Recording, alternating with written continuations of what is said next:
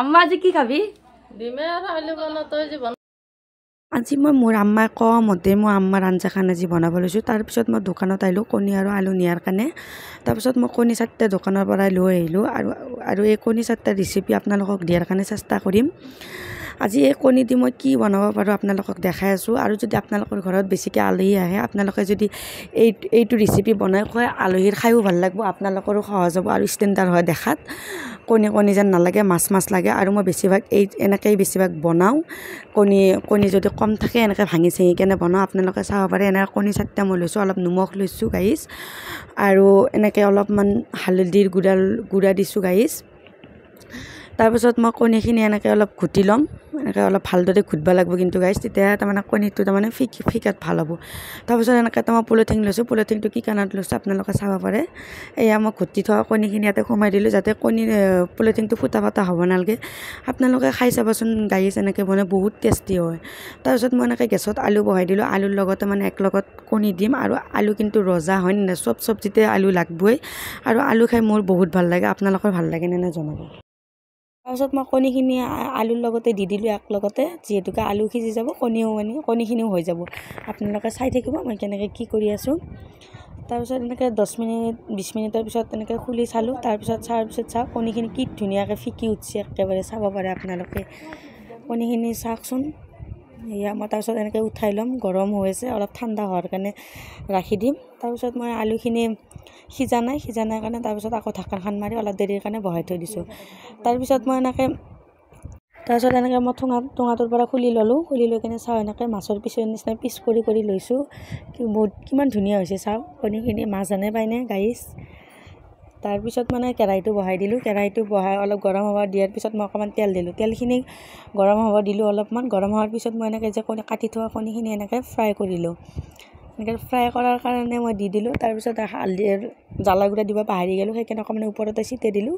তাৰপিছত চাওঁ কণীখিনি কি ধুনীয়াকৈ ফিকি উঠিছে, একদম মাছৰ নিচিনা পিচ হৈছে নে, পূৰা একদম মাছ যেনে পায়। কিন্তু ফাইনেলি মোৰ এইখিনি মাছ নে কণী আপোনালোকে জনাই দিব। চাওক গোটেইখিনি এনেকৈ কণী ফ্ৰাই কৰি ল'লোঁ। তাৰপিছত মই উহোৱা আলুখিনি উঠাই ল'লোঁ। ঠাণ্ডা হোৱাৰ পিছত এনেকৈ তাৰ বাকলি চেলাই আছোঁ। তাৰ বাকলি চেলাই আপোনালোকক কৈ আছোঁ, আপোনালোকে কি ক'ব, আপোনালোকে এনেকৈ একবাৰ বনাই চাবচোন। আপোনালোকে এনেকৈ কণী বনাইছানে বাৰু? তাৰপিছত সেইখিনি তেলৰ ওপৰতে মছলা জ্বালাৰ গুড়া হালধি চালধি জিৰা এনেকৈ চব দিলোঁ। দি পিনে মই অলপ পানী দিলোঁ, যাতে মছলাৰ গোন্ধটো গুচি যায়। তাৰপিছত এনেকৈ আলুখিনি এনেকৈ পিটকি ল'লোঁ। আলু দি এনেকৈ হেঁচি পিনে চাব পাৰে আপোনালোকে।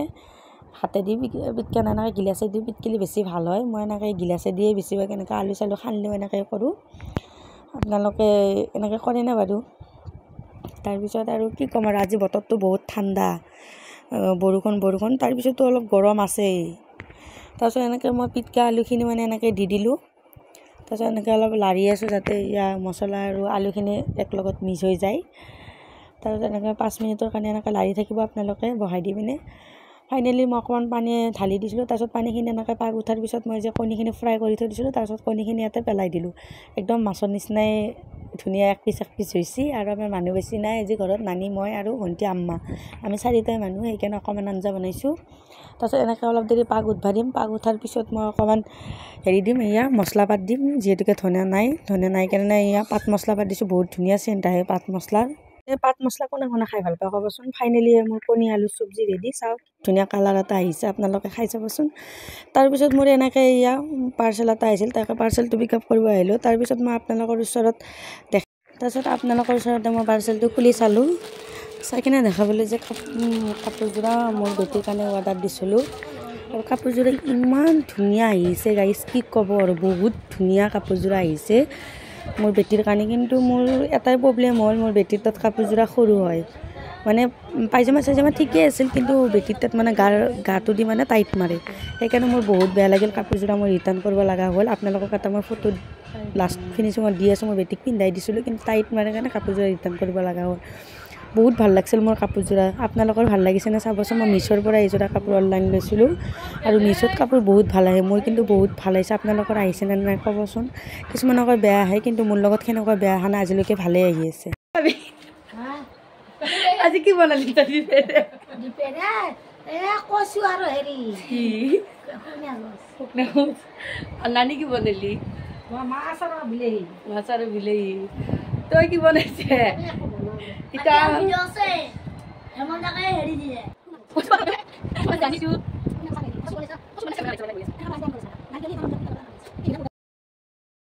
ফাইনেলি আজি আমাৰ ঘৰত এখন লাখটকীয়া গাড়ী আহি পালা মানে বেটেৰী গাড়ী আপোনালোকৰ ভাল লাগিছে নে কালাৰটো মোৰ ভাল লাগিছে আমাৰ দাদাই লৈছে গাড়ীখন আৰু যিহেতু কি এইখন গাড়ীত উঠি মজাও লাগে হয় নাই গাড়ী বহুত ভাল লাগে কিন্তু মোৰ এইখন গাড়ীত উঠি আৰু আপোনালোকৰ ভাল লাগে নে জনাবচোন এইখন আমাৰ দাদাই লৈছে চাব পাৰে আজা এটা গল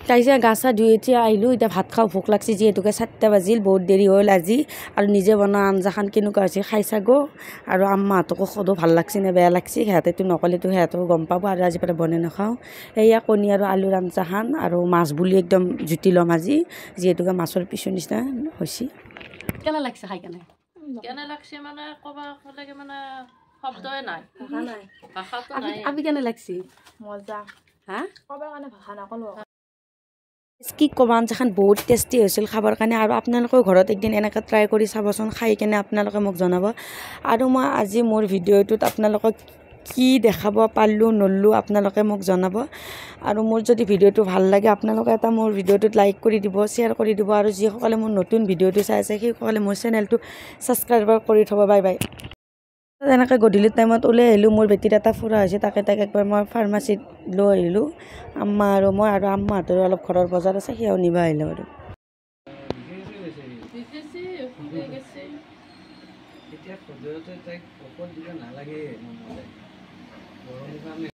এনেকৈ আম্মাহঁতৰ অলপ গেলামালৰ বজাৰ আছে আম্মা লৈ আছে তাৰপিছত অকণমান আকৌ কেঁচা চব্জিও লগা হ'ল তাৰপিছত আম্মা কেঁচা চব্জিও ল'লা আজি মোৰ ব্লগটো এইখিনি আছিল ভাল লাগিলে লাইক কৰিব শ্বেয়াৰ কৰিব কমেণ্ট কৰিব আজিলৈ আহিছোঁ বাই বাই আৰু মোৰ বেটীৰ কাপোৰযোৰা যে আপোনালোকক দিম বুলি কৈছিলোঁ এইযোৰা মোৰ বেটীৰ কাপোৰ আছে এতিয়া ৰিটাৰ্ণ কৰিব লগা হ'ল